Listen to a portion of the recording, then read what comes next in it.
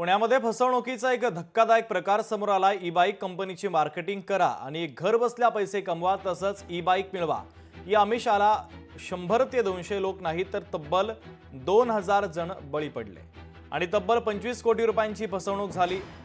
शुष्को unicorn नावाच्या कंपनीने part time job देऊन ई बाईक देतो असं आश्वासन दिलं आणि तब्बल 2000 जणांच्या नावाने कर्ज काढून ना पगार दिला ना त्यांना बाईक मिळाली।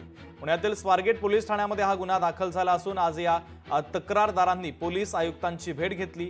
या फसवणुकीमुळे आता सिबिल स्कोअर सुद्धा खराब झाला, आमचे पैसे लवकरात लवकर परत मिळावे अशी आशा या तक्रारदारांनी व्यक्त केली। हा घोटाळा नेमका काय आहे तक्रारदारांकडून जाणून घेतले आमचे प्रतिनिधी अमोल धर्माधिकारी यांनी। आपण पाहूया।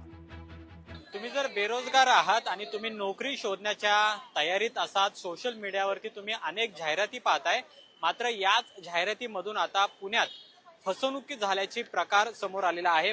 यातले काही जण आपल्या सोबत आहेत ज्यांच्या सोबत हा सगळा प्रकार घडलेला आहे। तर सुरुवातीला सांगा नेमकं काय झालेलं आहे। ही जाहिरात जेव्हा तुम्ही बघितली तेव्हा तुम्ही काय केलं? जाहिरात बघताना आम्ही जॉबसाठी गेलो, पण जॉबच्या अमित देऊन आम्हाला गाडीची लोन वगैरे करून त्यांनी आमच्या नावावर लोन केलं। पहिलं लोन माझ्या नावावर गाडीसाठी केलं होतं, त्यावेळेस मला सांगितलं नाही की शॉपिंग स्टेशनसाठी लोन आहे।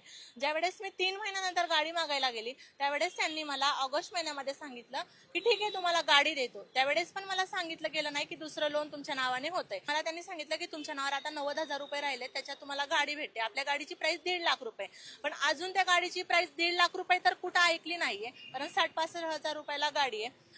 तर त्याच्यासाठी त्यांनी माझ्यासोबत 2 लोन करून मला एकच गाडी दिली आणि माझ्यासोबत फसवणूक केली। ज्यावेळेस लोन केलं त्यावेळेस ज्यावेळेस माझ्या EMI बाउन्स व्हायला लागले त्यावेळेस समजलं की लोन झालेलं आहे। मग त्यांनी सांगितलं की लोन आपण यासाठी केलंय, गाडी प्रमोशनसाठी, आणि तुम्हाला याच्यातला 1 रुपया भरायचा नाहीये, तुमचे जे काही पैसे असतील ते कंपनी भरणार आहे। त्यानंतर माहीत झालं 2 महिन्यानंतर कंपनीच ज्या बिल्डिंगमध्ये कंपनी होती स्वारगेटला, ती कंपनीच तिथे अस्तित्वात नाही।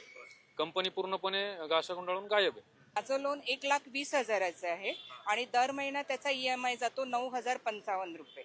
पण त्या आम्ही अजूनही EMI भरलेले नाही आहेत, पण त्या लोनची जी अमाऊंट आहे प्रिन्सिपल आणि जे व्याज ते मिळून आता 1.25-2 लाखापर्यंत ते सगळं गेलंय।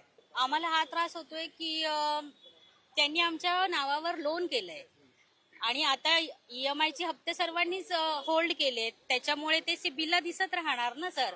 म्हणजे फायनान्शियली आम्हाला पुढे काही करायचं असेल फ्युचरमध्ये तर ते आम्हाला त्रासदायक झालेलं आहे। यांना न्याय देण्यासाठी पुण्यातले काँग्रेसचे कार्यकर्ते आहेत अक्षय जैन, हे आता याचा पुढाकार घेत आहेत। पोलीस स्टेशनमध्ये गुन्हा सुद्धा दाखल झालाय, पण जी प्रक्रिया पोलिसांनी तत्परतेने करायला पाहिजे ती होताना दिसत नाहीये। बरोबर आहे? बरोबर। तर आज आम्ही पुणे पोलीस आयुक्त अमितेश कुमार सर यांची भेट घेतली। त्यांनी आम्हाला सकारात्मकपणे याच्यावर हे दिलं की आम्ही याच्यावर लवकरात लवकर पॉझिटिव्हली कारवाई करू आणि हा जो विषय आता EOW आर्थिक गुन्हे शाखा जे त्यांच्याकडे ट्रान्सफर करण्यात आलेला आहे। आणि आकाश शिंदे नामक जो व्यक्ती आहे आणि दुसरा कोण रोहित दामोदर यांच्यावर सुद्धा कारवाई, त्यांना अटक करणं सुद्धा गरजेचे, परंतु त्यांना अजूनही अटक झालेली नाही। या सगळ्यांना न्याय द्यावा अशा पद्धतीची मागणी आहे ती आता या सर्व लोकांकडून करण्यात येते। पोलीस यामध्ये काय भूमिका घेतात हे सुद्धा पाहणं महत्वाचं आहे। कॅमेरामन तुषार ननावरेसह अमोल धर्माधिकारी, लोकशाही मराठी, पुणे। लोकशाही मराठी ऐका, पहा, जागरूक रहा।